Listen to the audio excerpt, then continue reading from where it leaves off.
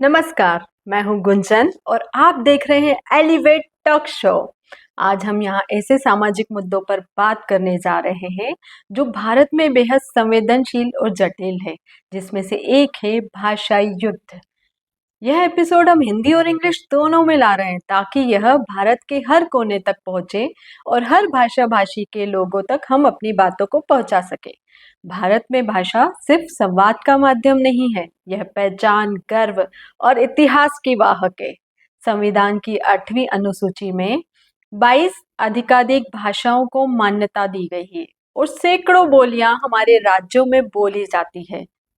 भारत की भाषाई विविधता जितनी समृद्ध है उतनी ही संवेदनशील भी है और इसी विविधता के भीतर एक मौन युद्ध चल रहा है, वर्चस्व, संरक्षण और प्रतिरोध का युद्ध। जब भारत को स्वतंत्रता मिली तब संविधान सभा के सामने सबसे बड़ी चुनौतियों में से एक थी देश की आधिकारिक भाषा क्या हो। बहस छिड़ी हिंदी या अंग्रेजी। हिंदी, जो उत्तर भारत में बहुसंख्यक लोगों द्वारा बोली जाती थी, को राष्ट्रीय भाषा बनाने का प्रस्ताव आया, लेकिन गैर हिंदी भाषी राज्यों, विशेष रूप से तमिलनाडु ने इसका तीव्र विरोध किया। द्रविड़ नेताओं का मानना था कि हिंदी थोपना सांस्कृतिक आधिपत्य होगा।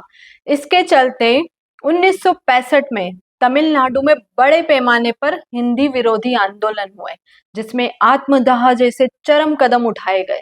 समझौतों के तहत अनुच्छेद 343 में हिंदी को राष्ट्रभाषा घोषित किया गया, लेकिन अंग्रेजी को औपचारिक कार्यों के लिए अस्थायी रूप से बनाए रखा, तो आज तक स्थायी रूप से मौजूद है। आज भी यह बहस शांत नहीं हुई है, बस रूप बदल लिया है। आज यह संघर्ष स्कूलों, प्रतियोगी परीक्षाओं, सरकारी परीक्षाओं और सोशल मीडिया में परिलक्षित होता है।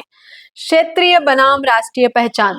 तमिलनाडु, कर्नाटक और पश्चिम बंगाल जैसे राज्य बार बार केंद्र द्वारा हिंदी को थोपने के किसी भी प्रयास का विरोध करते हैं, क्योंकि उन्हें यह अपनी सांस्कृतिक पहचान पर हमला लगता है। कई बार केंद्र के निर्देशों को इन राज्यों ने ठुकरा दिया है।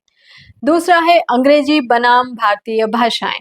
शहरी भारत में अंग्रेजी को अवसर, आधुनिकता और प्रगति की भाषा माने जाने लगा है, लेकिन इससे ग्रामीण शहरी खाई और गहरी हो गई है, जहां हिंदी व अन्य भाषाओं में पढ़ने वाले छात्र प्रतिस्पर्धा में पिछड़े रह जाते हैं। तीसरा है भाषा और सामाजिक अवसर।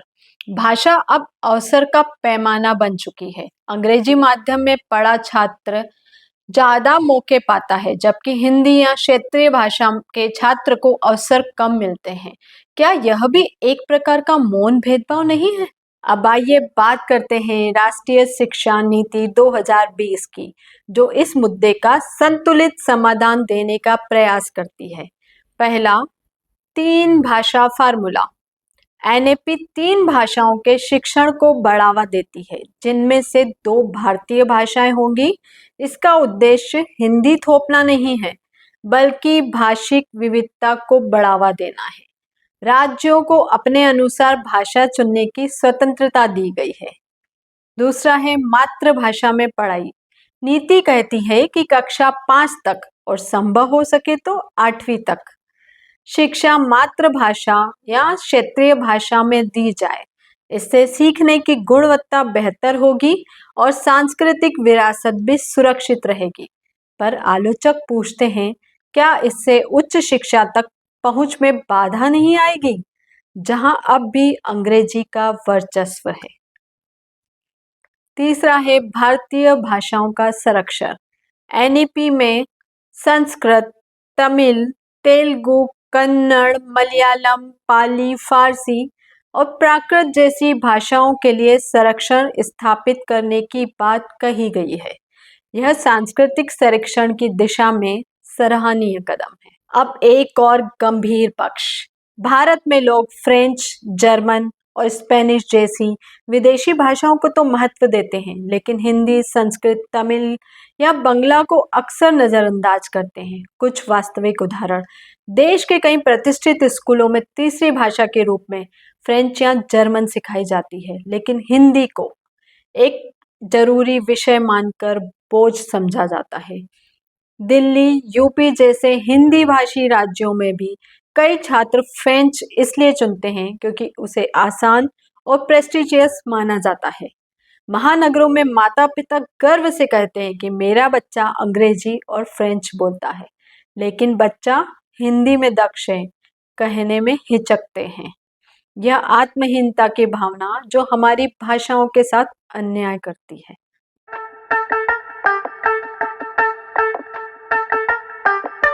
नौकरियों और इंटर्नशिप में अंग्रेजी भाषा उम्मीदवारों को प्राथमिकता मिलती है, लेकिन यूरोप में लोग अपनी मातृभाषा के साथ अंग्रेजी भी सीखते हैं और उस पर गर्व करते हैं। तो हम हिंदी, तमिल या मराठी को उसी गर्व से क्यों नहीं अपनाते?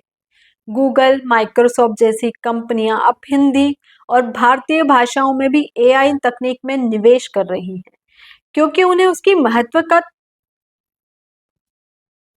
क्योंकि उन्हें इसकी महत्ता का अंदाजा है। लेकिन विडंबना यह है कि भारत में ही हम अपने भाषाई संसाधनों का उचित उपयोग नहीं करते हैं।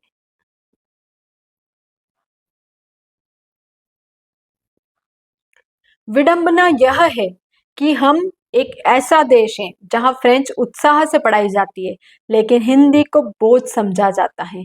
हम जर्मन बोलने वाले मेहमानों के लिए अंतर्राष्ट्रीय सम्मेलन करते हैं, लेकिन अपनी ही हिंदी या क्षेत्रीय भाषाओं के कवियों, लेखकों को मंच नहीं देते हैं।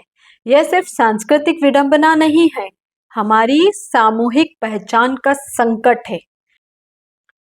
कुछ सवाल जो हमें खुद से पूछने चाहिए।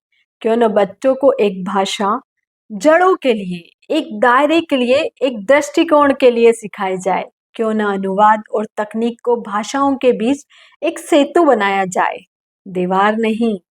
क्यों न भाषाई विविधता को राष्ट्रीय संपत्ति माने, कमजोरी नहीं? मेरी सभी श्रोताओं से, खासकर युवाओं से मेरा कहना है, भारत का भविष्य एक भाषाई नहीं है, यह एक बहुभाषाई रचना है जहाँ हर बोली, हर शब्द का अपना संगीत है। हर भाषा का सम्मान करें। भाषा को कभी भी विभाजन का हथियार ना बन। जब हम विकास की राह पर चलें तो साथ ही विविधता में एकता की राह पर भी आगे बढ़े। जय हिंद, जय भारत। मैं हूँ गुंजन और ऐसी नई नई रचनाओं के लिए और नए नए विचारों के लिए हमसे जुड़े रहिए।